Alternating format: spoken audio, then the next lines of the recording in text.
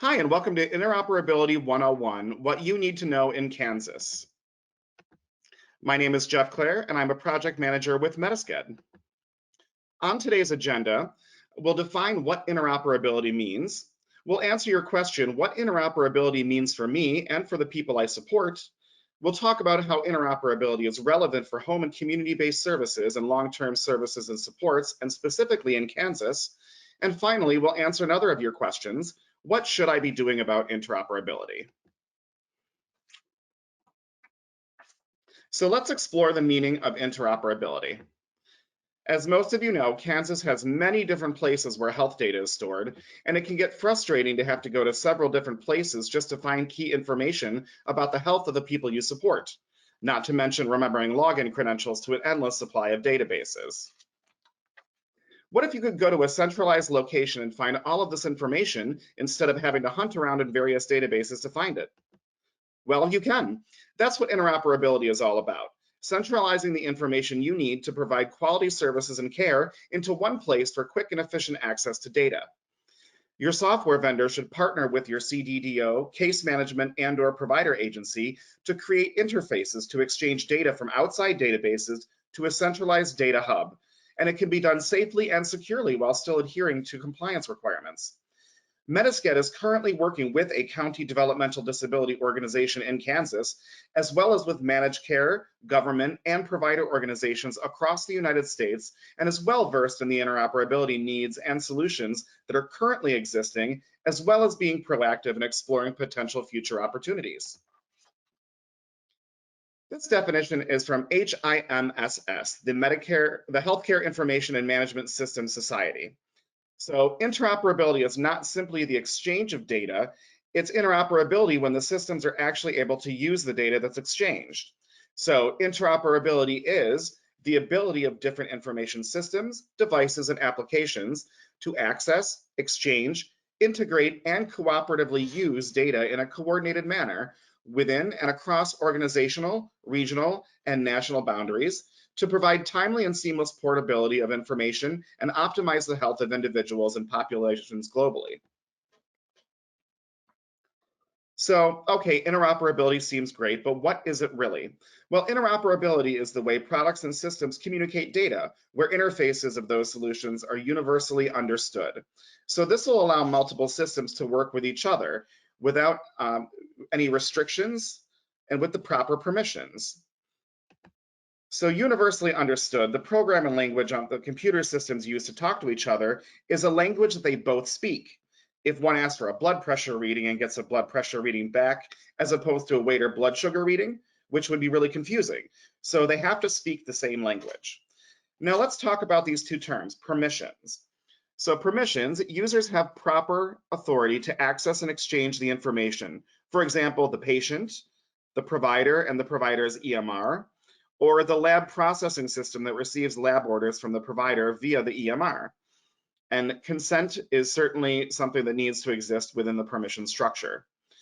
Now, let's talk about restrictions. You don't want to have any unnecessary fees or delays in this information exchange, and you can't only allow exchange with in-network providers or certain healthcare applications. It has to be across the board. Now let's talk about why we need interoperability. What do we need to get to this interoperable state? What's the big deal? Honestly, it's a really good idea. Interoperability allows us to respect the most important person in a relationship to a patient's data, the patient themselves. Each of us is the most important person in the relationship to our data because it's about us. You wouldn't exist without us, and without it, the providers can't take care of us. So interoperability is simply a framework that allows us to share our information with all of our providers.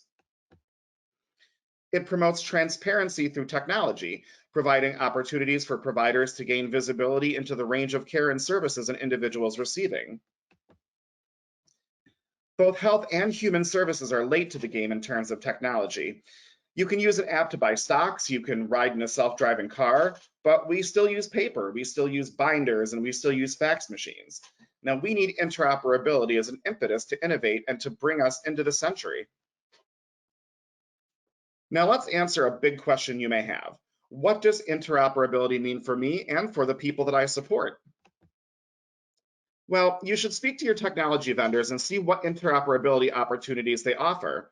I would like to share some examples of integrations that I have been involved in configuring in Kansas by MediSked.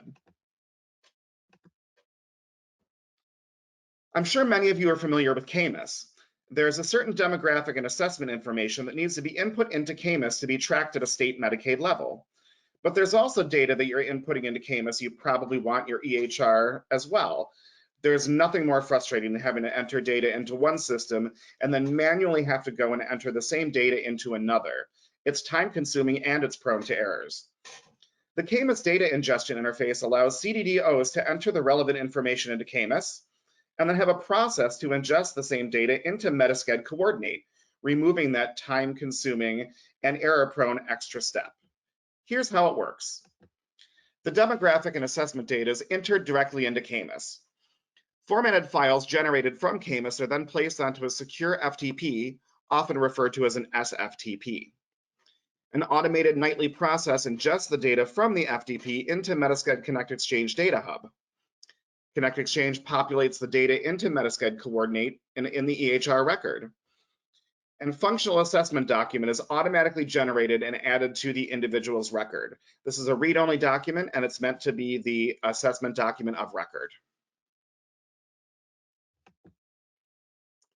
So let's talk about a little more about the CAMUS data ingestion. What are the benefits of this data ingestion integration?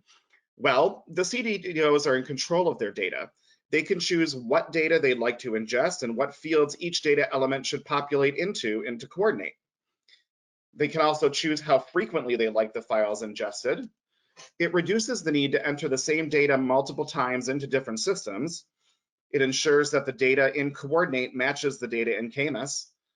And completed assessment documents are automatically generated upon data ingestion and placed in the individual's EHR file. The assessment documents can be shared through the MediSked person-centered portal to allow access to the individual, their providers, and their circles of support when the individual receives services, grants permission. Another interface currently installed by MediSked in Kansas is the KMAP 270-271 eligibility interface. Now, this allows eligibility information to be requested and received directly from Medicaid on a regularly scheduled cadence. So your staff can easily locate eligibility information right there within the MediSked Coordinate EHR. So let's talk about how that works. So MediSked Coordinate initiates the generation of a 270 eligibility request EDI file on a scheduled cadence. The 270 eligibility request file is automatically transmitted to Kansas Medicaid, or KMAP.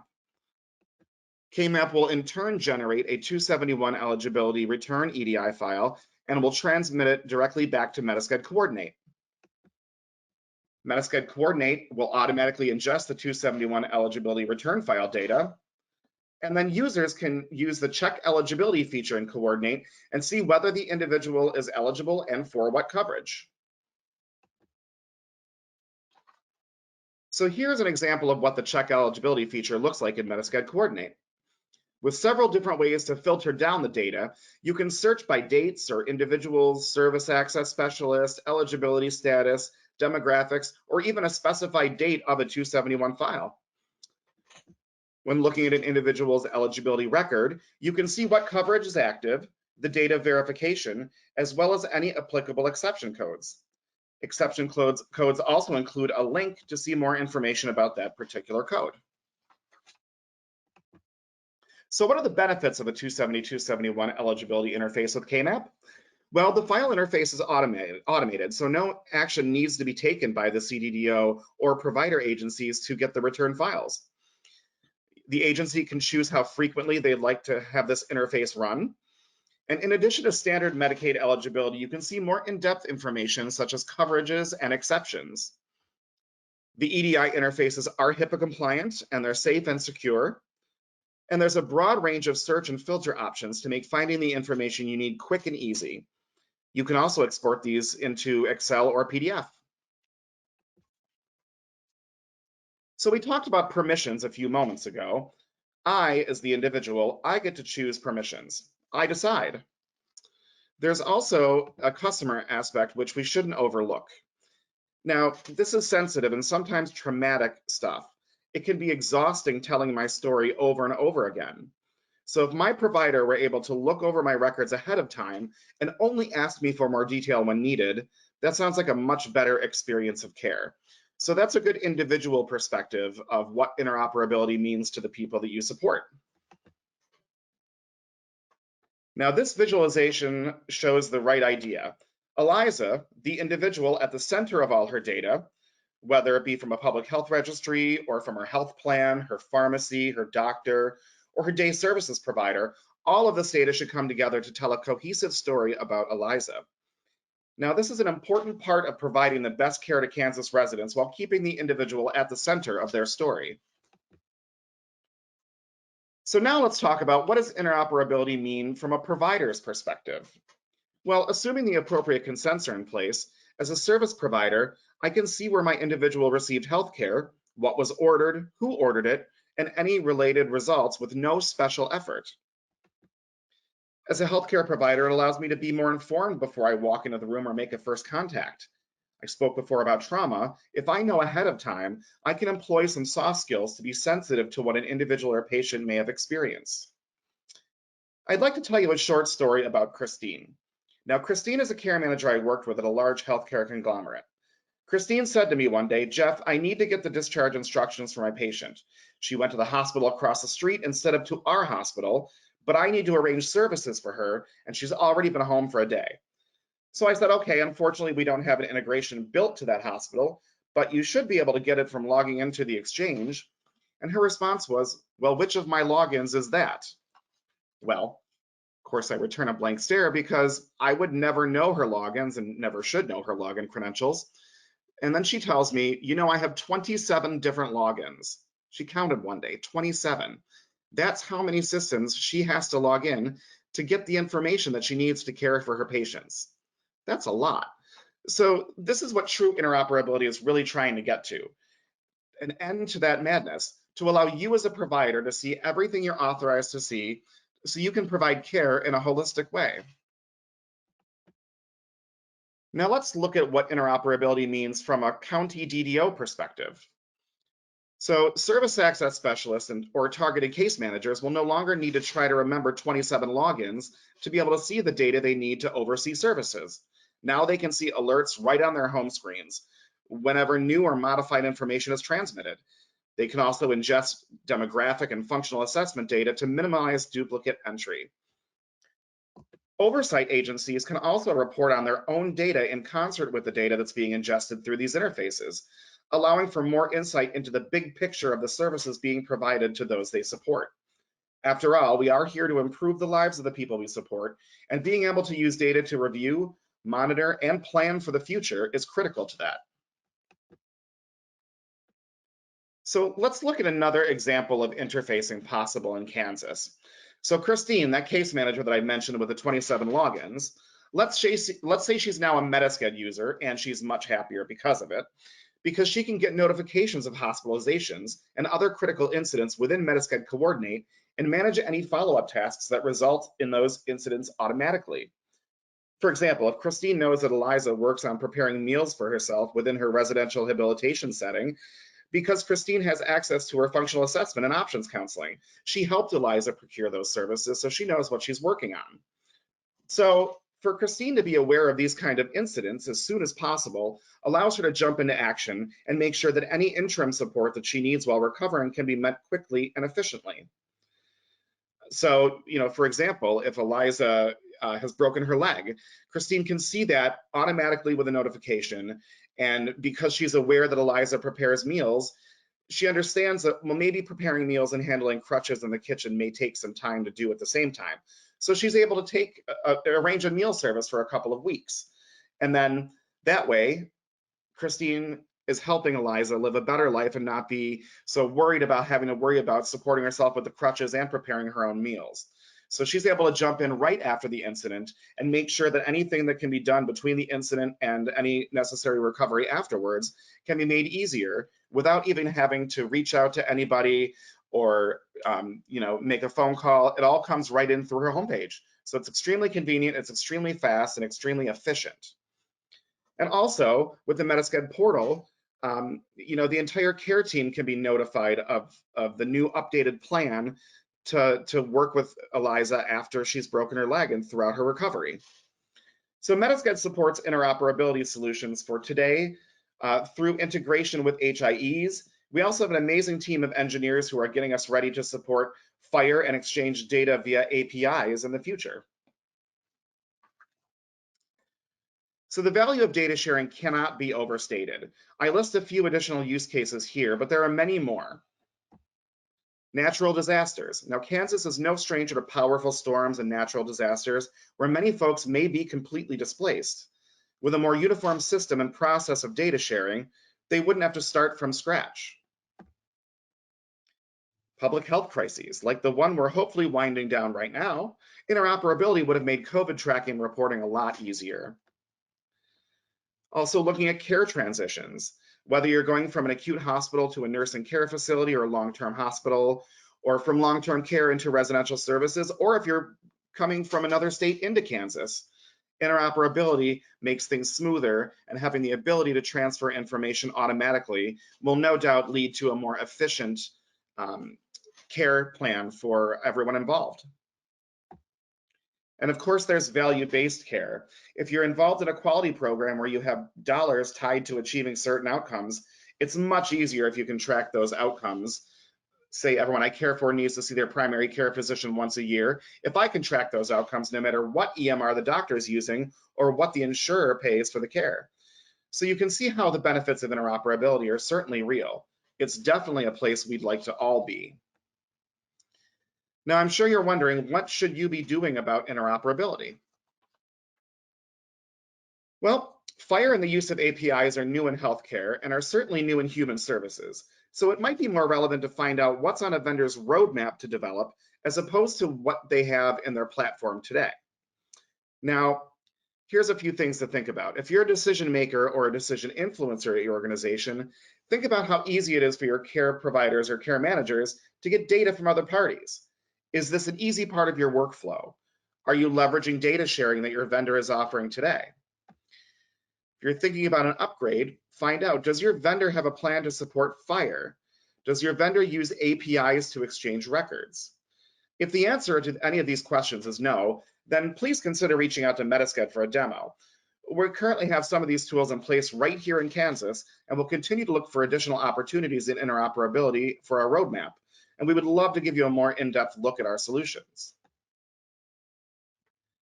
Now let's talk a little bit about interoperability and security. Here's a checklist of things you'll want to be looking at.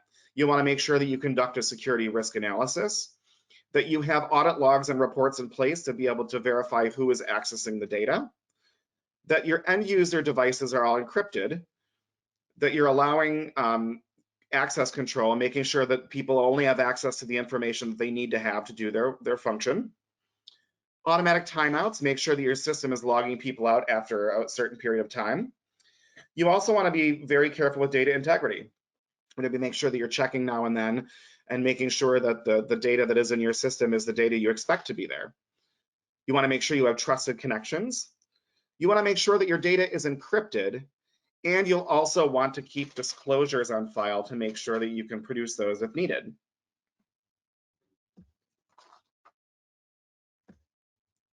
So interoperability security is an and, not an or. You have to protect information while sharing the information. You're still providing confidentiality, integrity, and availability, and you really want to make sure that it's focused on the individual's outcome. Now, identity is the perimeter. You want to make sure that you trust but verify your data, and that's true for all cloud-based computing in general, not just interoperability. You also want to make sure that your API is secure. Now, this is all things that MediSked is currently doing, not only in Kansas, but across the United States. So if you have any questions about the security or any concerns about security and interoperability, please reach out. We would love to have a deeper conversation with you on that. So to review, we defined interoperability. We talked about what interoperability means for you and the people you support. And we've discussed interoperability for HCBS and long-term care in Kansas as well. And we've also talked about what you should be doing about interoperability. So I thank you for taking the time to watch our presentation, and please feel free to reach out to us at MediSked if you have any questions about interoperability, security, or if you're interested in seeing a demo of any of our platforms. Thank you and have a great day.